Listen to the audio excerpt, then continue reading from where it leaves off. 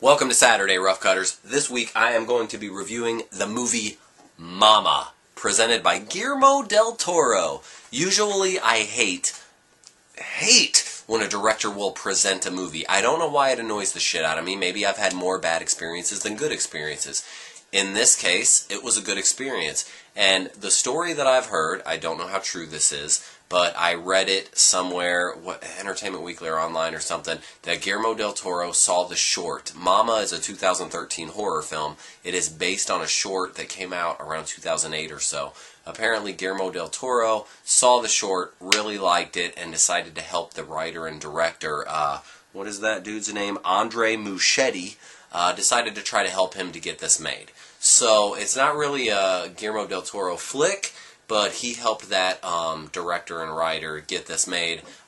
Great director and writer. I really like the way this film presented itself. Here's the story of this film for me. Let me take a swig of beer here. I've wanted to see it for quite a while. I have a girlfriend, believe it or not, and she has a little sister who's right around the age of 9 years old, and she has been getting into horror films and scary movies, I'd like to say in large part because of me. But I've showed her some cool ones, Creepshow 1, I've showed her like Gremlins, you know, stuff like that. That's a kid's movie. I've shown her The Monster Squad, The Descent, about the girls that go in the cave. Great movie. But she started taking it upon herself to watch movies on her own, like The Descent 2 and Insidious and movies like that. So she's really getting into it. We went together to see The Woman in Black last year sometime. So I decided to take her to go see this movie last weekend, Mama. And we get into the theater, and she's a little scared at first. Not real scared, but she's more scared of me trying to scare her, so I had to make her a promise, because I'm always, like, jumping out of closets and stuff, like with the kids. I don't know how that's going to come out, saying that. I don't know how that's going to come out. But anyway, hanging out, playing games, and I had to promise her that I would not scare her if we went into the movie theater, that I would be totally cool, and I wouldn't try to scare her at all, and I didn't. So we get into the theater, and of course it's just her and I, and she's all like, oh man, I really hope more people show up, or it's going to be scary if we're like by ourselves. And I was like, no, that's all part of the theater experience. You want to be by yourself sometimes. It's like they're showing a movie just for you. So she was like, I think it'd be better if more people show up. So right then, a group of like 8 teenagers come in, and they sit like 2 rows in front of us.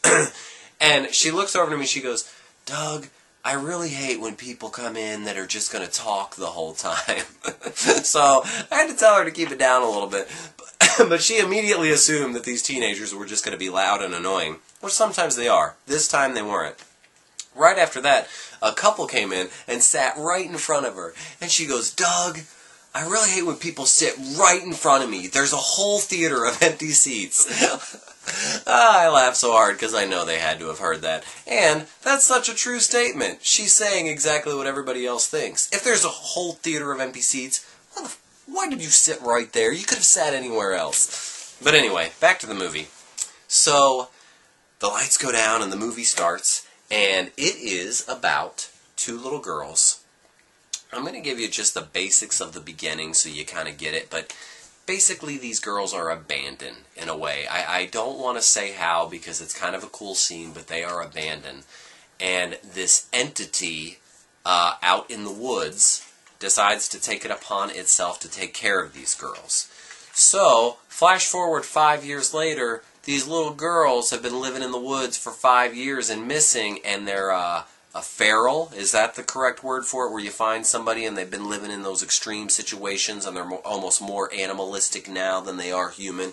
So that was really creepy when they came upon these children and they were all nuts. So of course the regular people have to try to take them in. It's actually their uncle and his girlfriend. The girlfriend is played by Jessica Chastain, obviously from Zero Dark 30 and The Help. She's awesome in this role. She's really, really, really good. It made me appreciate her acting even more. I really liked her in Zero Dark 30. I haven't seen The Help, but she was phenomenal in this flick. I feel like she could be in more horror movies and do a great job, my opinion.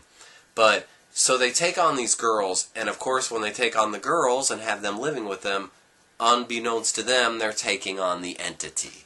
So therein lies the issue for me and little 9-year-old, we'll call her M. We, even throughout the film, she would lean over and say, "I'm not very scared," which I think is great, because that means she's really adapting to horror films very well. But I don't want to say that it's not scary, because you will jump and there are parts that'll frighten you, but I think from the beginning, knowing that this entity is kind of protecting the girls, or, you know, kind of claiming the girls, I never feared for the girls, personally. Of course, when the entity goes after other people that it might be jealous of that are getting the girls' attention, that's a whole other story. It's really good. I thought it's PG-13, not rated R. I took a little kid to see it. We had a lot of fun. It's a good horror movie to see. One worthy note that I just found out, apparently it cost like $15 million to make or something like that. And in the opening weekend, it made $28 million, and now it's up to like 70-something million. I can't believe that. Not that it's like a bad movie in any way, but I mean, that's a lot of money to be made. That's a lot of profit. So, obviously, there's probably going to be a sequel. I do not think this movie needs a sequel. I think it ends well. There are a lot of people online that are upset about the ending, so don't look it up. Don't you look it up. Just watch the movie and gain your own thoughts about it. Acquire your own knowledge about how the ending takes place. And that's it. Watch Mama. Take a young kid to it. Introduce children to horror. That's what I say. Till next Saturday.